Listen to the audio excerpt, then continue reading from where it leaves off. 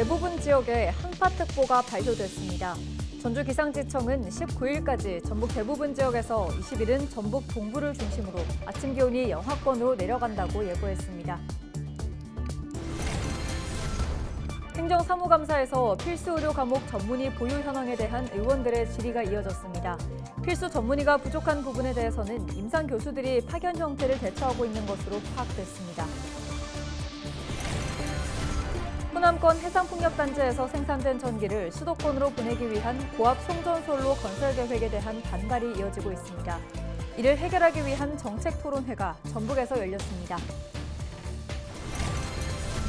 지난 16일 정읍시 시기동의 한 노인복지시설 건물에서 불이 나 20여 분 만에 꺼졌습니다.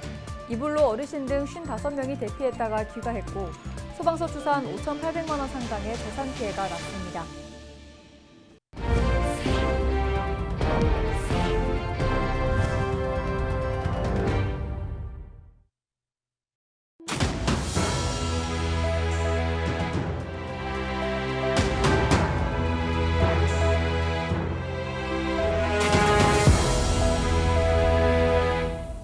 시청자 여러분 안녕하십니까? 헬로티비 전북 뉴스입니다. 북서쪽에서 찬 공기가 유입되면서 전북 대부분 지역에 한파특보가 발효됐습니다. 전북 지역의 18일 아침 기온은 영하 4도에서 영하 2도로 어제보다 10도 이상 떨어졌습니다. 서해안은 강풍특보가 발효됐고 대부분 지역에 바람이 강하게 불었습니다. 전주기상지청은 19일까지 전북 대부분 지역에서 20일은 전북 동부를 중심으로 아침 기온이 영하권으로 내려가 얼음이 어는 곳이 있겠다며 수확철 농작물 관리를 당부했습니다. 호남권 해상풍력단지에서 생산된 전기를 수도권으로 보내기 위한 고압 송전선로 건설이 추진되면서 주민들의 반발이 확산하고 있습니다. 이를 해결하기 위한 정책 토론회가 전북에서 열렸습니다. 정명기 기자의 보도입니다. 한국전력공사는 전남 장성에서 정읍, 또 정읍에서 계룡을 잇는 34만 5천 킬로볼트 규모의 송전선로 신설을 추진 중입니다. 호남권 해상풍력단지에서 생산한 에너지를 전기가 부족한 수도권으로 보내기 위해서입니다. 이를 위한 변전소도 지어지고 있는 정읍의 경우 전기가 드나드는 터미널로 전락할 거란 우려가 큽니다. 태양광 전기 보내려고 변전소 건설한다 이렇게 감원 인설을 했어요. 근데 사실은 지금 보니까 그 변전소가 신정읍, 신계룡으로 보내기 위한 꼭지점 역할을 하기 위한 송전탑이 지날 자리, 이른바 경과대역에 포함된 완주와 진안, 고창 지역 주민도 토론회에 참석해 현장의 반대 의견을 전했습니다. 8개 면이 송전선로에 포함이 되어 있고요. 또 저희 주민들은 작년에 결정된 사항을 올해 5월 달에 알았습니다. 참 억울하고. 도내 환경단체와 과학기술단체, 정치권 등도 머리를 맞댔습니다. 주민들의 의견을 최대한 수렴해야 한다는 취지입니다. 시정 종점을 결정하고 그 경과대역을 결정할 때 주민들과 지방자치단체의 의사가 반영되는 구조로 법을 아마 개정해야 되지 않을까. 수도권에 집중된 전력 수요를 지방으로 분산시키기 위해선 근본적으로 지역에서 생산한 전력을 지역에서 소비해야 한다는 게 중론입니다. 전력을 생산한 지방에 기업을 이전해야 한다는 겁니다. 또 전력 생산지와 송전선 통과 지역, 그리고 사용 지역에 따라 전기요금을 차등화하는 방식으로의 전기요금 체계 개혁이 필요하다는 제언도 나왔습니다. 경과지성 그런 사업이 아니라 실제 우리 지역을 위해서 이 송전선로가 기여를 할 수 있다라는 것들을 보여줘야 되고요. 그러려면 당연히 제도 개혁이 확실하게 돼야 되고. 독일, 영국과 같은 주요국의 법과 제도를 비교해가며 주민 수용성을 확대하는 대안도 제시됐습니다. 또 애초에 도로나 철도를 놓거나 보수할 때 송전선로를 함께 건설하는 방안이 제시되기도 했습니다. 도로나 철도를 설계할 때 이걸 같이 설계를 해준다면 추가 비용 최소화하면서 할 수 있는 거죠. 이번 토론회가 논란의 연속인 송전선로 건설과 재생에너지 관련 정책의 새로운 전환점이 될 수 있을지 주목됩니다. 헬로티비 뉴스 정명기입니다. 전북 지역 공공의료원 대상 행정사무감사에서 필수 의료 과목 전문의 보유 현황에 대한 의원들의 질의가 이어졌습니다. 필수 전문의가 부족한 부분에 대해서는 임상 교수들이 파견 형태로 대처하고 있는 것으로 파악됐습니다. 김남호 기자의 보도입니다. 전북특별자치도의회 농업법지 환경위원회 행정사무감사 현장입니다.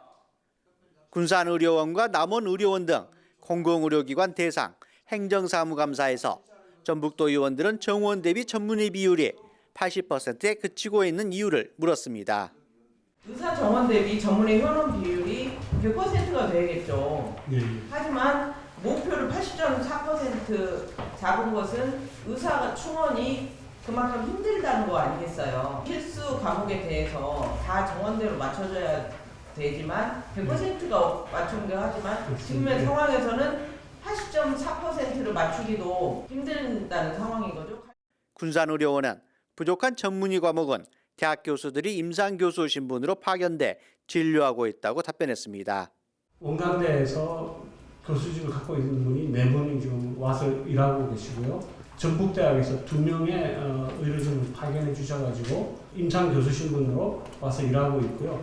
한 분은 이제 공공임상교수 신분으로 와서 있습니다. 그래서 모두 7분의 현직 임상교수들이 와서 일하고 있습니다. 현재 국회에는 필수 의료 강화를 위한 특별 법안과 지역 의료 격차 해소 지원에 관한 법률안 등 2건의 필수 의료 강화법이 제출된 상황. 전국보건의료 산업노동조합은 18일 공공의대 설립법과 공공의료 강화법 등 올바른 의료 계획을 위한 5개 법의 연내 통과를 국회에 촉구했습니다. 헬로티비 뉴스 김나옵니다. 지난 16일 낮 1시 20분쯤 정읍시 시기동의 한 3층짜리 노인복지시설 건물에서 불이 나 20여 분 만에 꺼졌습니다. 이 불로 시설 내에 있던 어르신 등 55명이 대피했다가 귀가했고 3층 주택이 타 소방서 추산 5,800만 원 상당의 재산 피해가 발생했습니다. 경찰과 소방당국은 건물 3층 주택 에어컨 실외기에서 불이 시작한 것으로 보고 정확한 화재 경위를 조사하고 있습니다. 건조한 날씨와 강한 바람 때문에 작은 불티가 큰 화재로 번지는 경우가 늘고 있습니다. 18일 아침 8시 50분쯤 고창군 상하면의 한 교회 옆에 있던 컨테이너에서 불이 났습니다. 이 불로 컨테이너와 인근에 있던 1톤 트럭이 모두 타 소방서 추산 1,600여만 원의 재산 피해가 발생했습니다. 소방당국은 쓰레기 소각 불티가 바람에 날려 컨테이너 주변 목재에 붙은 것으로 보고 있습니다. 같은 날 오전 11시쯤 고창군 신리면의 한 주택에서 불이 났습니다. 다행히 주택에 살던 70대 어르신은 대피해 다친 사람은 없었지만 집 한 채가 모두 타 소방서 추산 1,300만 원의 재산 피해가 발생했습니다. 소방당국은 화목보일러 취급 부주의로 불이 난 것으로 보고 있습니다. 앞선 17일 저녁 6시 50분쯤 임실군 관촌면의 한 단독주택에서 같은 이유로 불이 났습니다. 이 불로 주택이 모두 타 소방서 추산 3천만 원 상당의 재산 피해가 발생했습니다. 남원시의회는 지난 하반기 정기 인사에서 남원시가 특별 승진시킨 당시 시장비서 A씨에 대한 인사 취소를 요구했습니다. 남원시의회는 18일 행정사무조사 결과 보고서에 시가 증빙 자료가 확인되지 않은 공적 조서를 토대로 특별 승진을 결정했다고 밝혔습니다. 또 특별 승진은 사전 예고하도록 한 규정도 위반했다고 설명했습니다. A씨는 1년 6개월 만에 7급에서 6급을 달아 공무원들의 불만을 샀습니다. 시의회는 이어 원예 산업과장 직무대리 B씨에 대해서도 농업직이나 행정직 공무원의 자리에 농촌 지도사를 앉혔다며 B씨의 승진도 취소하도록 했습니다. 미성년자들을 조직원으로 끌어모아 세력 확장을 노린 전북 지역의 폭력 조직원들이 무더기로 재판에 넘겨졌습니다. 전주지검은 폭력행위 등 처벌에 관한 법률 위반 등 혐의로 최근 한 달간 관내 폭력 조직원 30명을 불구속 기소했다고 밝혔습니다.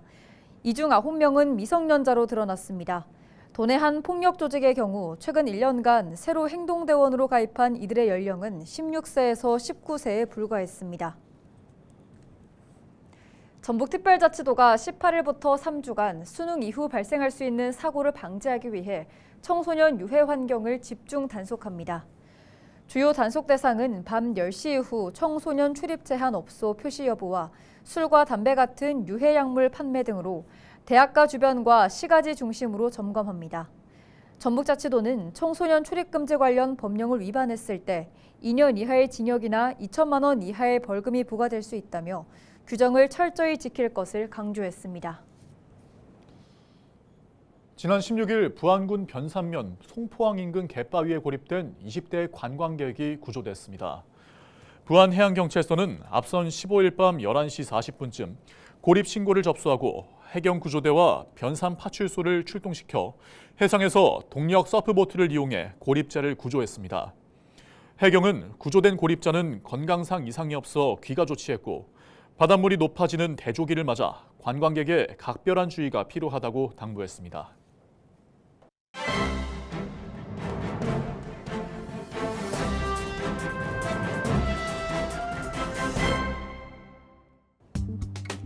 신문브리핑 전북일보 기사입니다. 각종 여론조사에서 대선주자 지지율 1위를 기록했던 이재명 더불어민주당 대표가 공직선거법 1심 유죄 판결로 대권 가도에 급제동이 걸리자 당내는 물론 야권 전체, 아울러 전북 정치권도 일제히 이 대표 지키기를 자처하고 나섰다고 합니다. 정가에 따르면 통상적인 상황이라면 이 대표의 위기에 다른 야권 주자들이 반사 이익을 노리겠지만 현재는 전혀 다른 양상의 정치 구도가 펼쳐지고 있는 양상이라고 하는데요. 21회 총선 과정에서 이 대표가 장악한 민주당에서 그의 입지에는 전혀 흔들림이 없기 때문이라고 합니다. 또 야권 내 지지도는 물론 세력이 압도적인 데다 만약 이 대표의 위기를 정치적 기회로 활용할 경우 정치적 이익은커녕 역풍만 맞을 것이라는 게 정치권의 공통된 판단으로 분석된다고 합니다. 전북 정치권은 이번 판결을 계기로 더 강력한 대여투쟁에 나선다는 계획이라고 합니다. 지선을 앞두고 소폭 균열이 예상됐던 도내 국회의원들 역시 일단은 이 대표 9명의 단일 대우를 형성하기로 암묵적인 합의가 모아졌다고 신문은 전했습니다. 지금까지 신문브리핑이었습니다.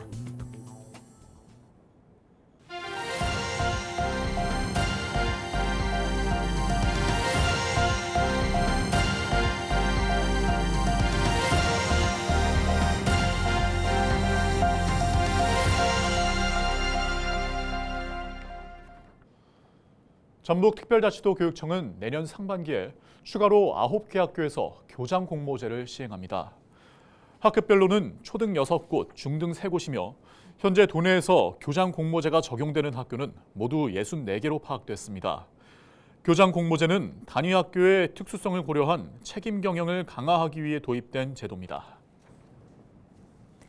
김제시와 코레일 유통 호남본부, 농협 김제시지부 또 식품업체인 황박사 쫀디기가 김제 쌀 소비 촉진을 위한 업무 협약을 맺었습니다. 농협 김제시지부와 지역 농협은 이번 협약에 따라 김제산 지평선 쌀을 안정적으로 공급하기로 했습니다. 코레일 유통과 황박사 쫀디기는 김제 쌀을 원료로 한 가공식품, 쫀디기 판매를 확대해 나가기로 했습니다. 정송주 김제시장의 인터뷰 직접 들어보시죠. 수입쌀 원료를 우리 지평선 쌀로 대체하는 이번 협약으로 쌀 소비를 늘리는 단비가 될 것으로 기대하고 더불어서 지역 농산물의 판로 확대에도 아낌없는 지원을 이어나가겠습니다.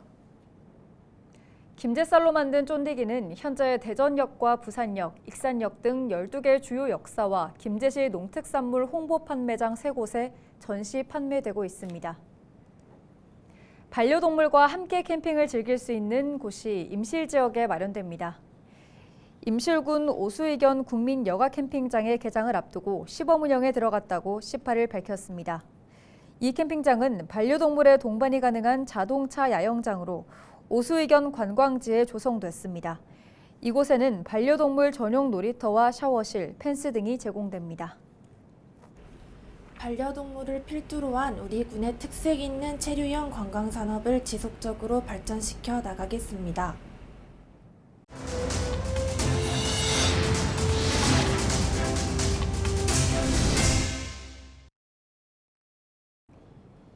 이상으로 뉴스를 마칩니다.